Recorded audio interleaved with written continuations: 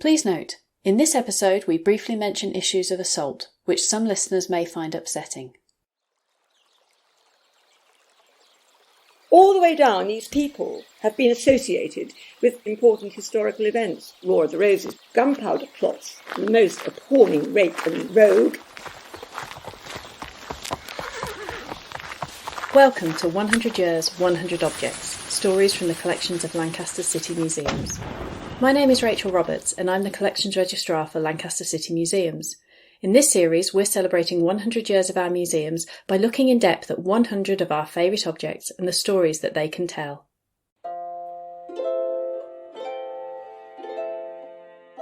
Today's episode sees us exploring the centuries of history behind one of this area's most impressive buildings.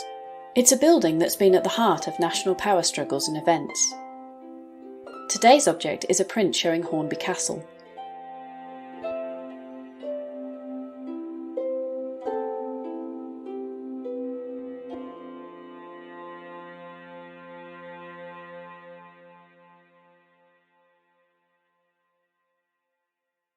The print is actually a page taken from an 18th century book called Lancashire Rivers, so it measures only 18 centimetres by 13 centimetres.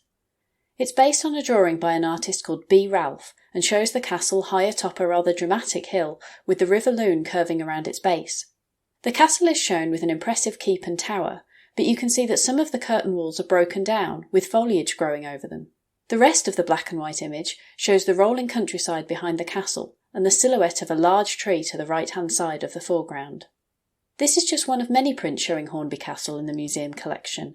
Between them they show the changes to the castle over the years, and demonstrate that for centuries it's been viewed as a beautiful and romantic building, well worth capturing by artists.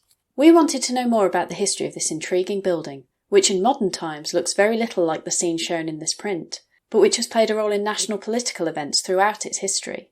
Hornby Castle is still a private family home, and we spoke to Sue Bull, whose family live there and who does occasional talks on the castle to find out more.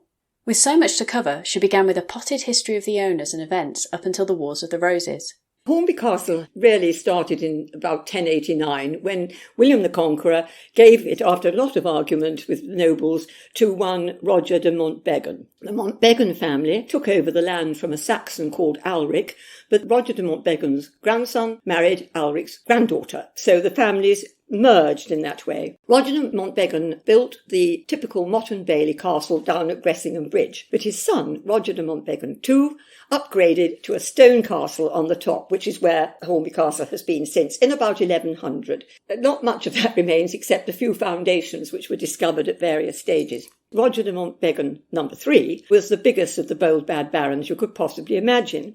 He rebelled constantly, both against King John and King Richard, usually on grounds of paying taxes, and he witnessed the signing of Magna Carta. He died without any legitimate issue, although there may have been issue elsewhere, and it then went to a cousin called John de Moynden, who granted it to someone called Hubert de Burgh, who was the most powerful man in England after King John. He married the King of Scotland's sister, and so he had a lot of power.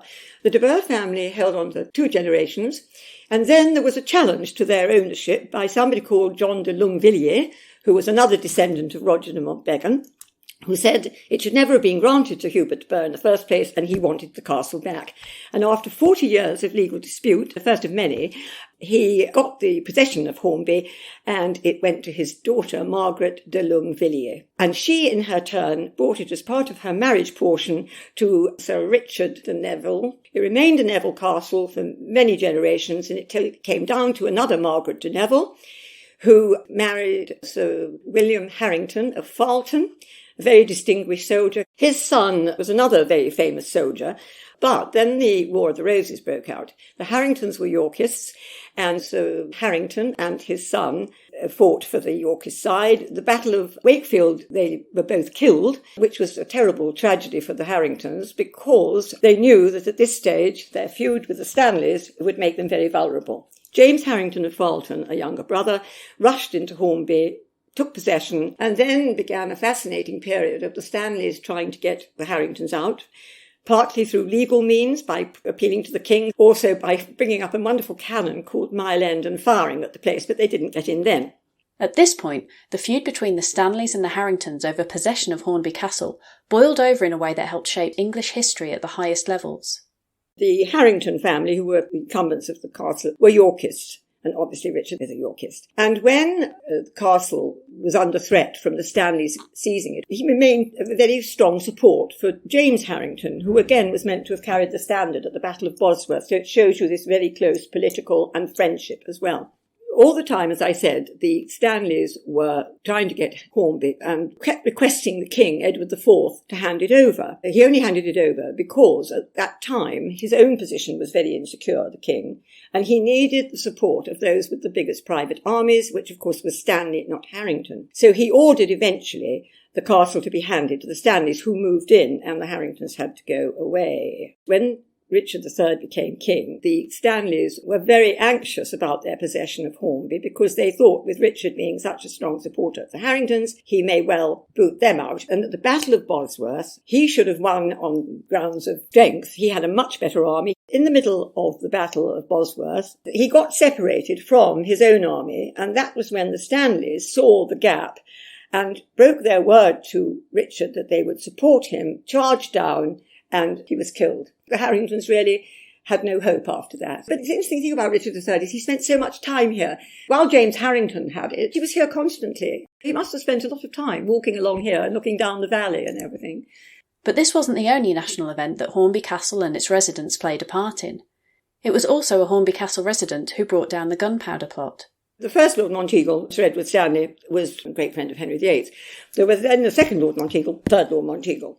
And third Lord Monteagle's grandson was William Parker, who was a lucky young man because he joined the Essex Rebellion against Elizabeth I. Essex got his head chopped off.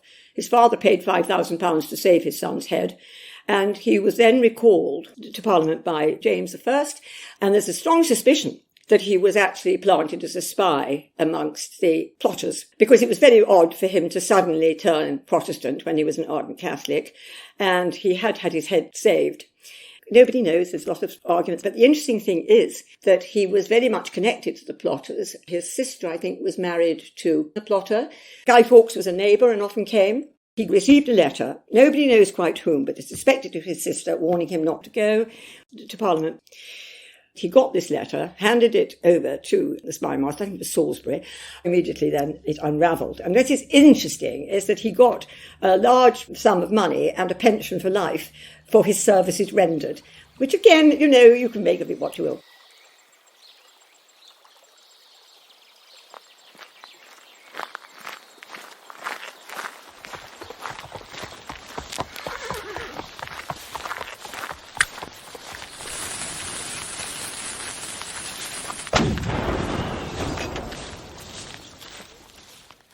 So when did the castle change its main purpose from being a fortress to being a manor house? And when did it get the Gothic facade that we see today? In the Civil War, it was described as one of the noblest and strongest castles in Lancaster and provided a refuge to a lot of the Lancashire gentry because they were worried about the Roundheads coming. Cromwell was determined to destroy Hornby Castle and sent out his soldiers. They failed at first, came back again because they'd captured one of the guards who told them that they could get in through the east window, which was not defended because it was on a steep hill. And they did and captured the castle. There's no evidence that anyone was harmed, the gentry dispersed. Cromwell sent an order that it had to be completely demolished so that the Cavaliers couldn't take advantage of it. But they got interrupted and didn't finish the job, which was ironically done by the Duke of Hamilton, going down to Preston to help Charles I, who destroyed it so the Cromwellians couldn't take advantage of it. And he just left the keep. And it was left like that. Fifth Lord Monteagle couldn't afford to put it right, sold it to somebody called Robert Earl of Cardigan, and he and his grandson did very little, and then they sold it. 1713 to Colonel Francis Charteris, and it was he who built the Georgian mansion around the keep.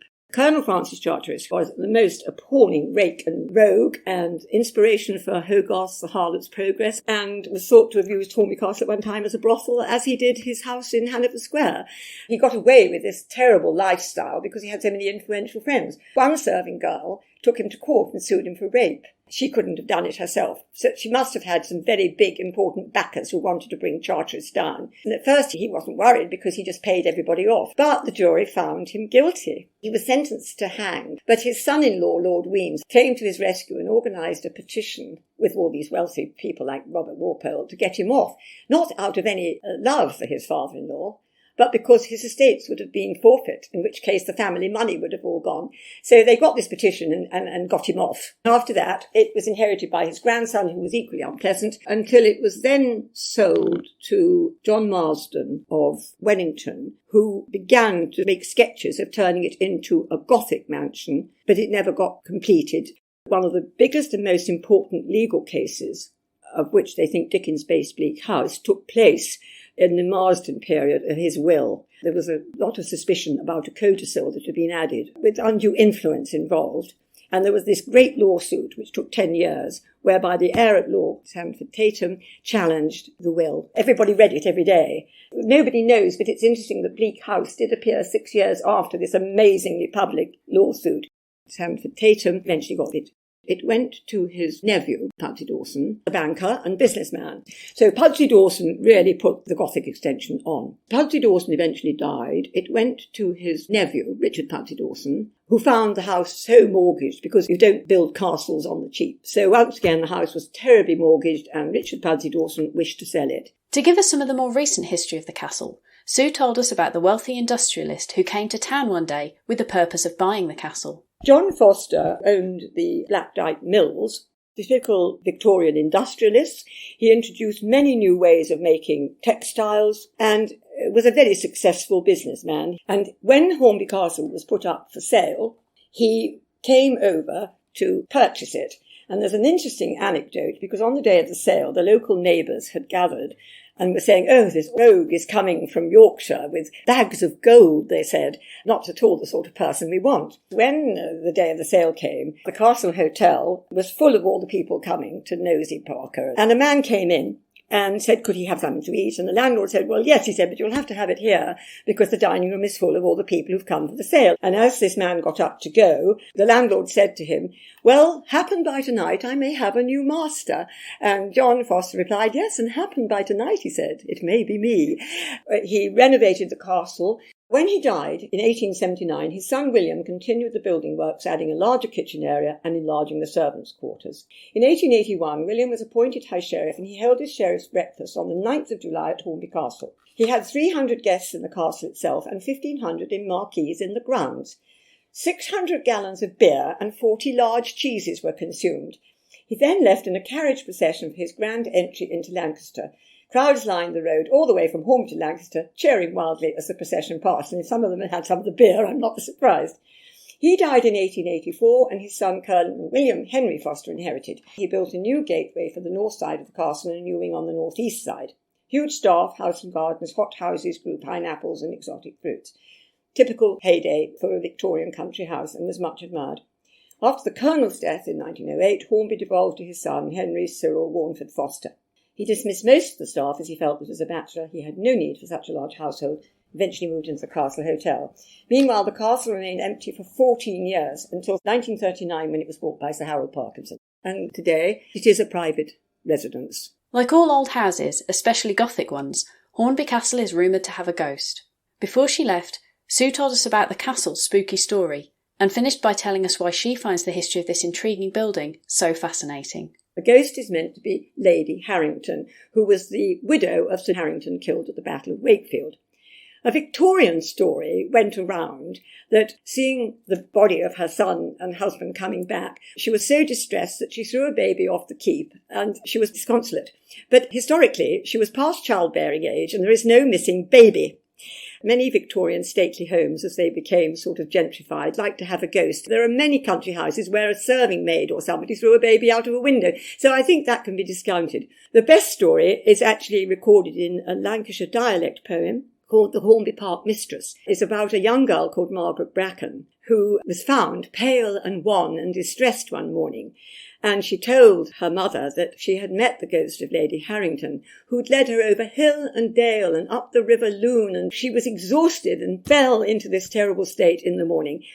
The history of Hornby is not so much an architectural history because it's been destroyed so much, but all the way down these people have been associated with important historical events. For example, Edward Parker, Gunpowder Plots. Lord Monteagle's father, he was one of the commissioners who sat on the trial of Mary Queen of Scots. So can you imagine what they were talking about at dinner? Thank you so much for taking the time to listen to this episode of 100 Years, 100 Objects. There's lots more to listen to in episodes where we discuss everything from streams to stained glass windows.